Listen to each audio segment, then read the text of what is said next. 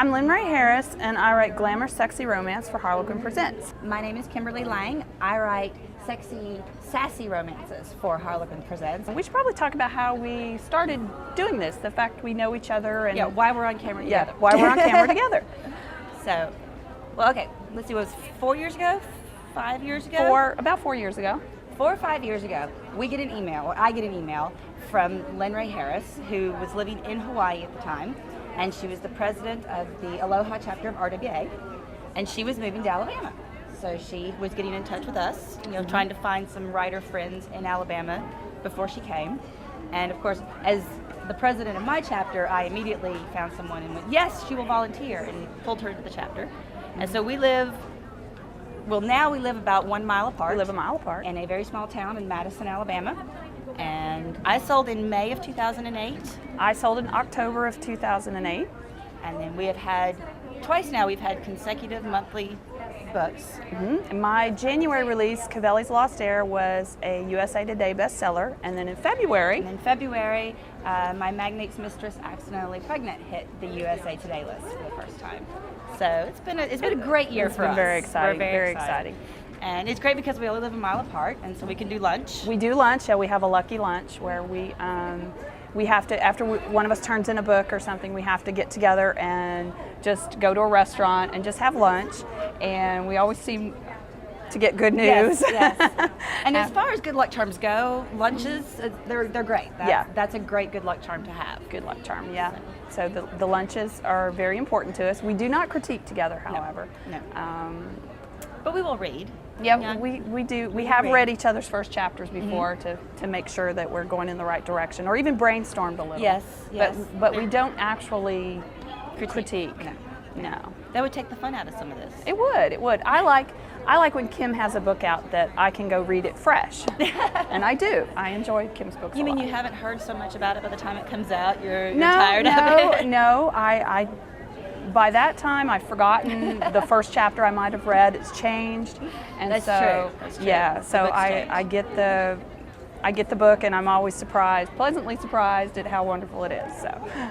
Well, Lynn writes these fabulous, huge, larger-than-life characters that I'm always so jealous of. It's very passionate. And they're very dark.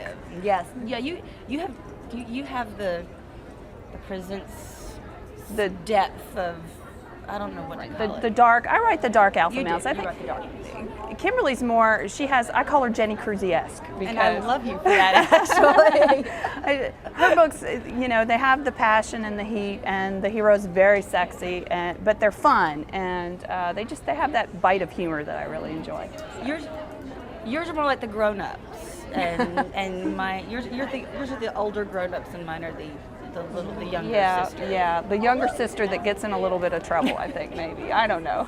Now, that's not at all like us. No, that's not us at all. No. It has nothing to do with personality. We're not saying I'm more mature, and no. You sure?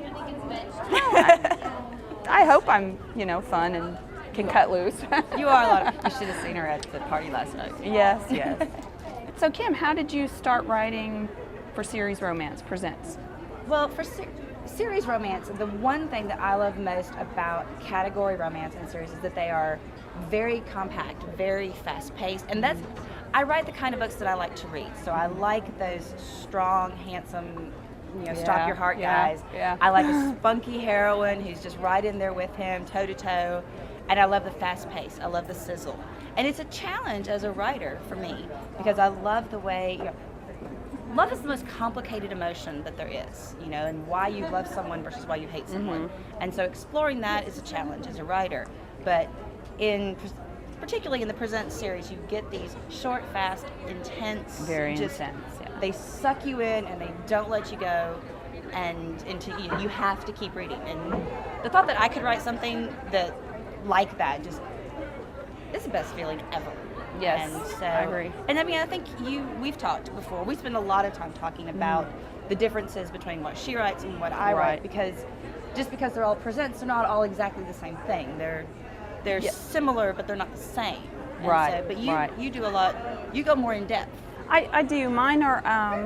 I started writing presents because I read them growing up, and and that just seemed to be the natural line that I went for. And yeah, they're darker, they're more intense. I like damaged characters. I don't know.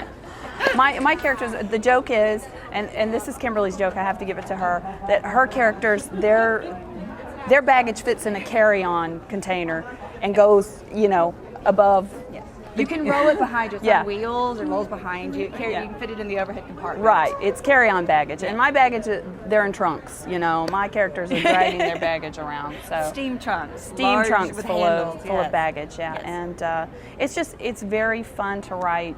I'm saying it's fun to write baggage, but I don't mean it that way. It's just that intense, like you said, that intense, emotional read where these people, we've got 50,000 words to get the story across, and it's just that gives you something to just really dig your teeth. That's where you excel. That's what you're known for, and digging your hands into that and really going for it. Whereas I think I'm more known for a little bit, we clip along, fast, flirtier kind of, a more spunky. Where do we go from here? Where do we go from here? Wow. Where do you want to be? Where do I want to be? Well, I love writing for Presents. They're just the most amazing books in the world. And to hit the USA Today list with my second book was just amazing. It just, chills, just wonderful. Of course, I would like to write for Presents, to keep writing for Presents, to be one of their top sellers. That would be the fantasy. And to hit the New York Times list, though I don't believe Presents do. I don't know. You never know. You never know. That that would be the fantasy. But just to continue building and be the kind of author that people want to read, I think. And that's the thing. That's one of the wonderful things about Presents. We have these authors who have come before us that have written 50, 60, 100 books. There really is. It's very exciting to think that there is that much possibility in front of us for years and places to go within the series. So that's very exciting. It is very exciting. The fact you can keep writing Presents, you can have a career, writing do this. For Presents. They're wonderful stories, and everyone wants to win awards. Everyone wants to be on lists, but I am just as happy getting one email from a fan that said they loved my book, absolutely, or that they said I loved it. It was great. That means just as much to me as it does. As the phone call that says you're a finalist and it does. Whatever. Not contests. Those are great too, but that tickles me. Exactly. And the list is as fun as it was, and as much as the New York Times would be fabulous. Yes. To hear from the fans, that is amazing. And we've actually met fans here at RT, and we're new authors, and we've met fans that have been happy to meet us, and that was just. I don't know, that was so exciting. So cool. I'm like, you want to meet me? Yeah. There's people going, I love your books. You must get so tired of hearing that. No. So no, that's the wonderful thing about RT is that getting to meet the fans. That's been incredible. And because that's the neatest.